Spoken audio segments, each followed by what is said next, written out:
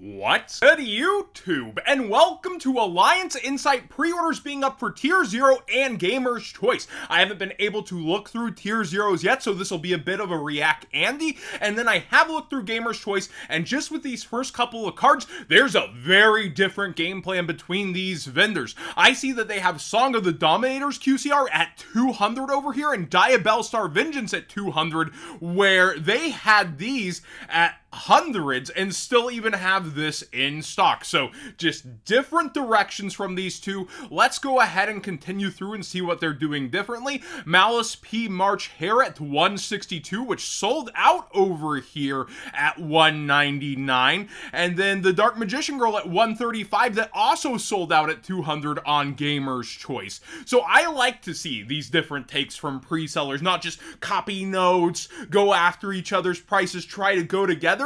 This is what I love from my sponsors. I like to see people go with different takes on the set, and I did feel like they might be selling this Song of the Dominators too cheap, but yet it hasn't sold out yet. So that tells me Gamers is probably a little more on point, but then the waifu completely sold out here for the Diabellstar, and people really like Diabellstar lore and that kind of stuff, so maybe they're a bit too cheap there, but I feel like it should be more 135-ish than 200. Maybe I'm wrong, though. I haven't exactly estimated value pull chopped up the set like these two have had to, and I'm more reacting to it. Let's see where some of those regular secret rares might start over here. We're still in QCRs, and there's the Leela Suite, right around the same price, actually, as Gamers, and Gamers did sell out of that one, I believe. Yeah, right at $70, so just a hair cheaper. And let's see where that Malice starts at $60. So they do have it at the top of the set for the secret rares, yet they didn't put it at the top of the set for the QCRs. Very interesting. We see that they then go back to QCRs here, and we'll continue to look for the secret value in the set. We have quarter century secret rares, quarter, and that continues. There's so many, and this is the last one with quarter century secret rares, I believe. We get the Allied Code Talker Adagnister at $30. And I believe that is actually pretty similar over here right at $30. So a very different take at the top end of the set. They have Regenesis Archfiend here at $35. Did I pass that or anything? No, doesn't seem right. He's right here at 27, so another win for Tier 0 on that specific secret rare, but they're going back and forth. This is what I want to see. Competition between pre-sellers. This is freaking awesome. And then, let's see here, the Gordian Slicer at just 16. Where is it over here? 15. So Gamer's Choice taking a win on Gordian Slicer. This is one of those more generic things that will probably suit itself to stun decks more so than anything, which have popped back into metagames. And that's another thing I was thinking about is like the Dominus thing kind of goes with certain stun decks, right? So it might end up in that category at times along with decks that can utilize it the most. The Dragon Rulers are super looked forward to and popular, but in the Ultra slot, I'm kind of actually surprised they aren't priced up a little more. And I already did a meme about this. How much a ban list changes things. $60 Malice secret rare, $10 Ryzeal secret rare that seems pretty busted for the deck.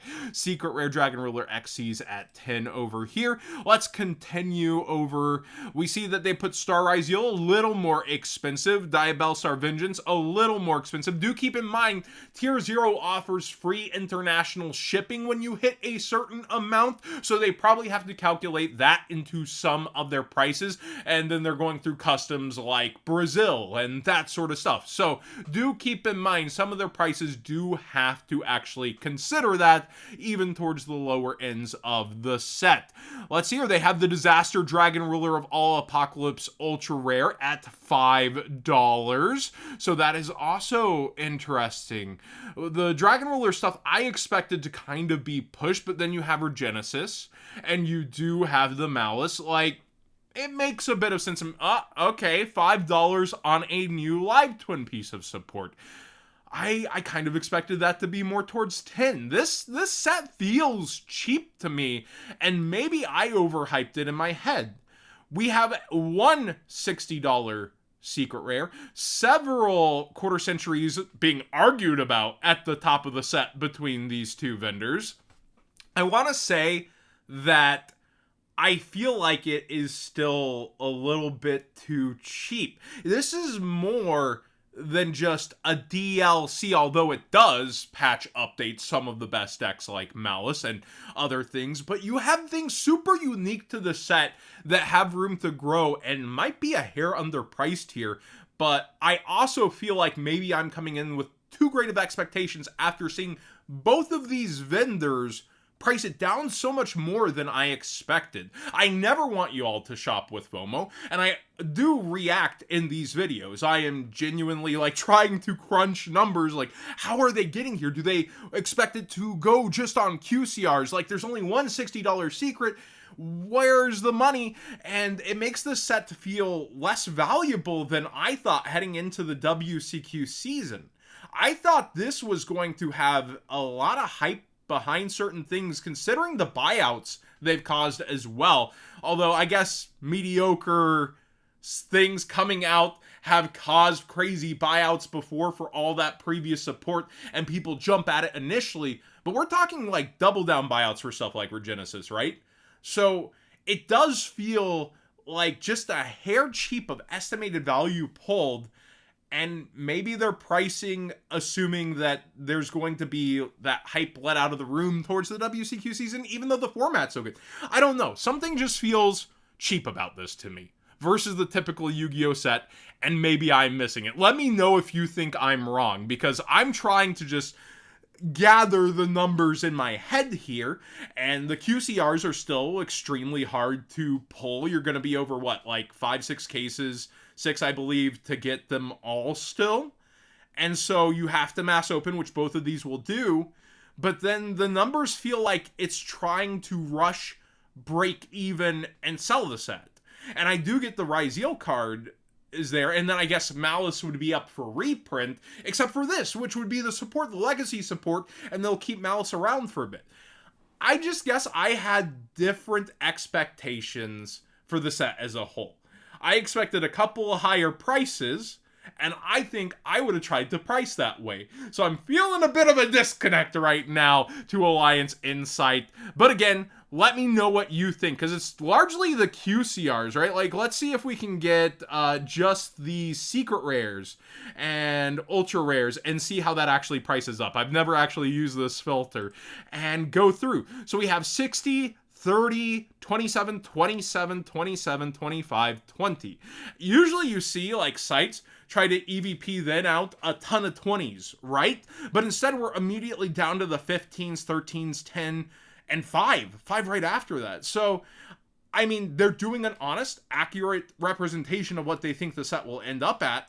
I'm just not sure how the estimated value pulled ends up stacking up versus that. And I know that they should have those same abilities to be able to go secret rare. We go high to low, right? And we see 60, 35, 35, so higher, 30, and then 25, 20, 15, 10, 10, 10. So this seems more kind of like an average spread, so I get Gamer's Choice approach a hair more unless I am missing something. And then we go ultra rare, and we see how they're pricing this all out. Okay, the backup Adagnister is a big one I missed. $25 ultra, and that's why they didn't price up these.